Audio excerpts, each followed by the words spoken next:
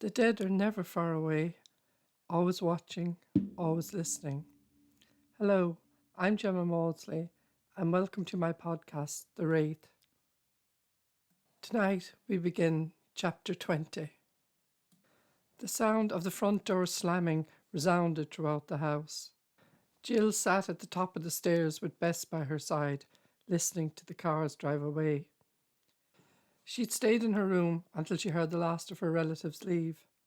There was no need for goodbyes after her outburst, and she did not want to see her father's look of disappointment again.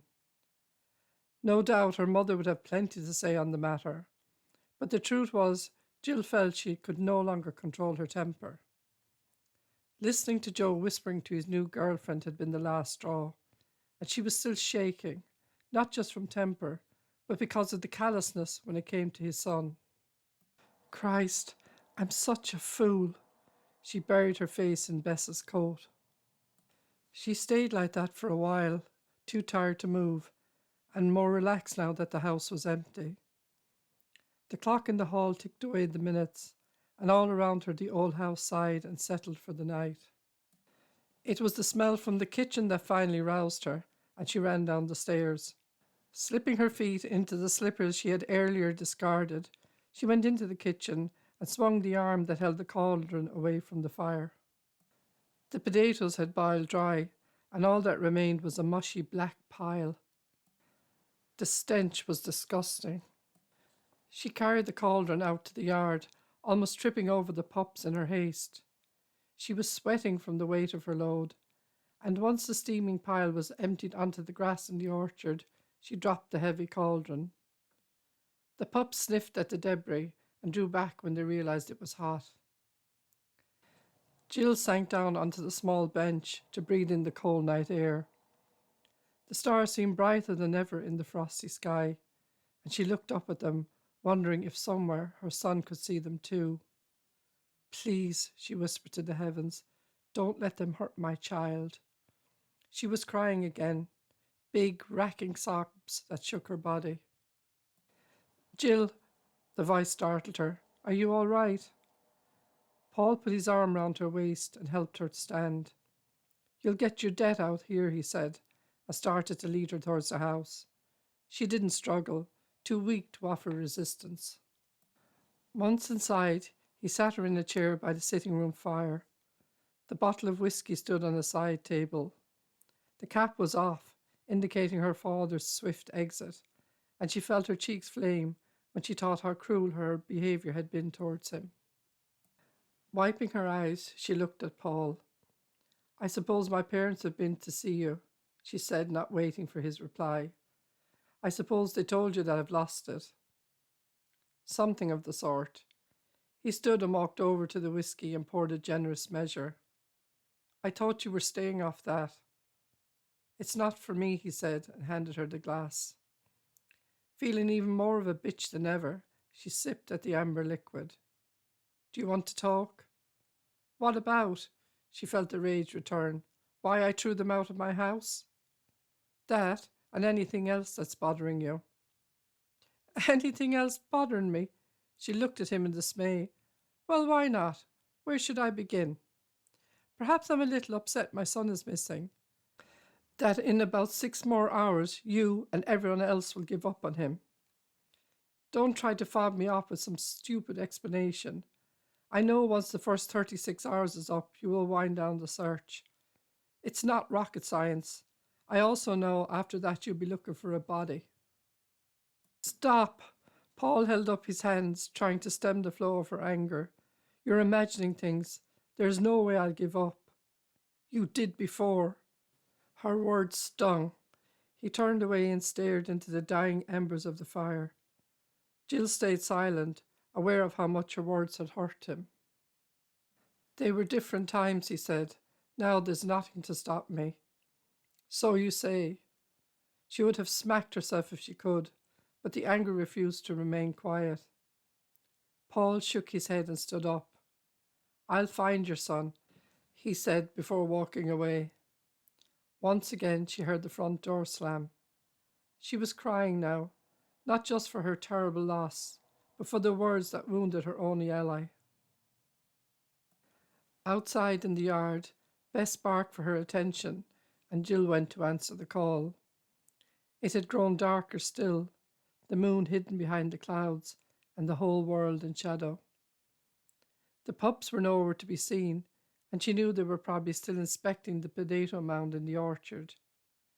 She would have no choice but to lock them into the outbuilding for the night.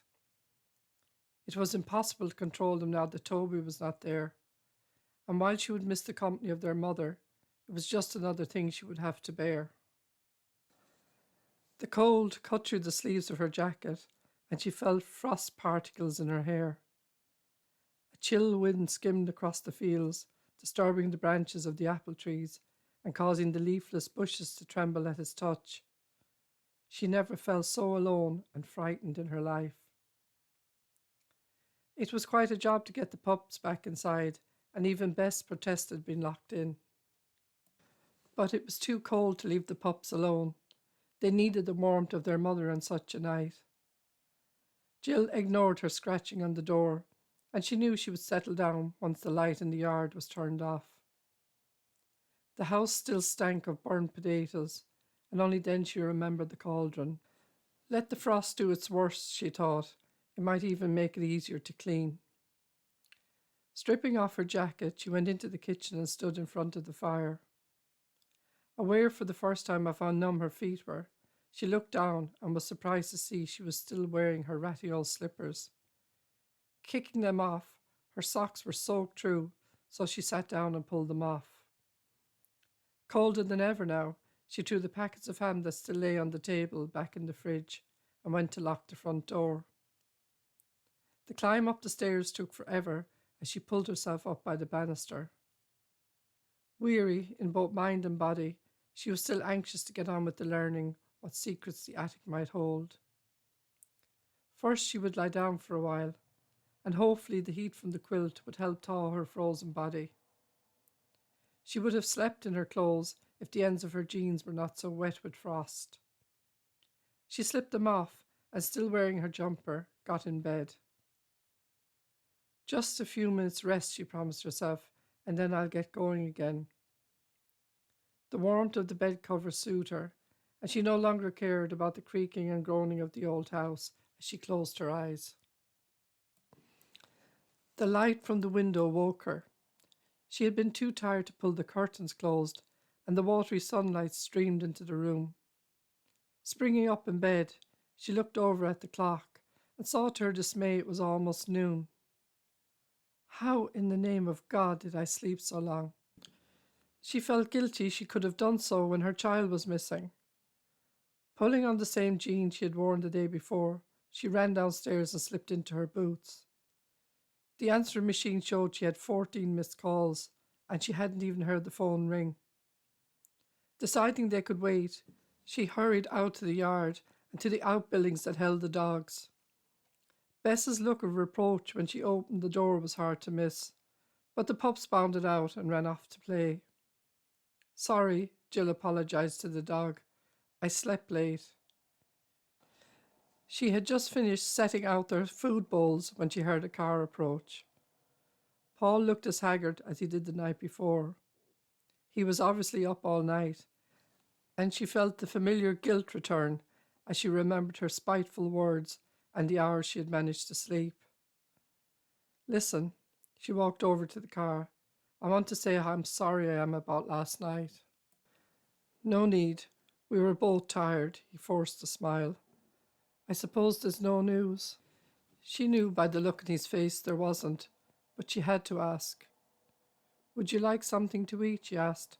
I was about to do something for myself, and I hate eating alone. That would be great, thanks. He followed her into the house. While she set about preparing the food, he checked the messages on the answering machine. This was at Jill's request, as she did not want to have to listen to her mother berating her so early in the day. Just the usual reporters. He came back and sat at the table. It's lucky this farm is in such a remote area, otherwise they would have found you by now. Yes, Jill agreed. I'm surprised they're not camping on my doorstep. I told everyone in the village not to give them directions, but God knows how long that will last. There's always some busybody who wants their 15 minutes of fame. Let's be thankful for small mercies then, Jill said, as she placed a plate of ham and eggs in front of him. There were a few messages from your mother, but I'm sure you were expecting them. Yes, Jill sat down opposite him. I suppose she sends her love. Something like that, he smiled. As they ate, she wondered about telling him about her grandmother and the books that might lie hidden in the attic. She tried to concentrate as he outlined what had been done in the search and his plans for the rest of the day. Finally, he asked, "Are you listening to me?" She bit down on her lip and winced as the cut she had made the night before reopened. "Here," he handed her a handkerchief. "Use this." "Thanks." She dabbed at the spot of blood. "There's something on your mind," he said, and then quickly added, "Besides Toby, I mean." "If I tell you, you'll think I'm mad." I'm already leaning that way," he said, trying to make light of it. "So go on, tell me." He sipped his tea and listened as she told him all about her grandmother and the power she predicted would one day come to Jill's aid. When she finished, she asked, "Do you think it's possible if I find the book she spoke about that they could help me find Toby?" She held her breath, waiting for his answer. "It's a bit far-fetched," he said. "This is the 21st century." "I knew you'd say that." "Still, it couldn't do any harm." He raised an eyebrow when she looked up hopefully. "I mean, there are a lot of old women around here who still believe in such things." "Really?" "You can't imagine the number of times I've been called out to view a nest of eggs in someone's field. They're still practicing pishogues. You've heard of them, no doubt." Yes, Jill remembered her grandmother telling her all about these so-called spells, meant to do harm. The crops would rot, it was said, along with the eggs. This was a terrifying thing to do to those who still believed. "My grandmother said anyone who did something like that was evil," Jill said. "She always said it worked because the person believed it would and chose to neglect the land." Well, it's still going on. Hard to believe, isn't it? For a moment she felt quite stupid for thinking she could achieve anything by magic. As they say, stranger things have happened. Paul got up and pulled on his coat. "So, you think there's no harm in researching it?" "Why not?" Jill knew what he was thinking. If it kept her occupied, then it was worth leaving her to it. "I'll call back this evening," he assured her, "and maybe we'll have some news by then." "Thanks." She walked out to the yard with him. The pups lay warming themselves in the last rays of the dying sun. Although it was just a little after 1 in the day, the autumn dusk was already on its way. "He's not dead, you know," Jill said. "I know he's not." Paul was about to climb into his car, but he stopped and looked at her. "We're going to find him, one way or the other." The pups followed the car to the gate, barking and running beside it. Jill closed the gate and watched until the car was out of sight. The pups ran off once their prey vanished, in search of something else to chase. So it was just Bess that followed her back into the house and up the stairs to the attic. We end here for now, but the story does not rest, and neither do the dead. So until next Friday, stay safe, my friends, and remember, if you have enjoyed listening, please share and subscribe. It won't cost you anything, and it lets me know that you're out there listening.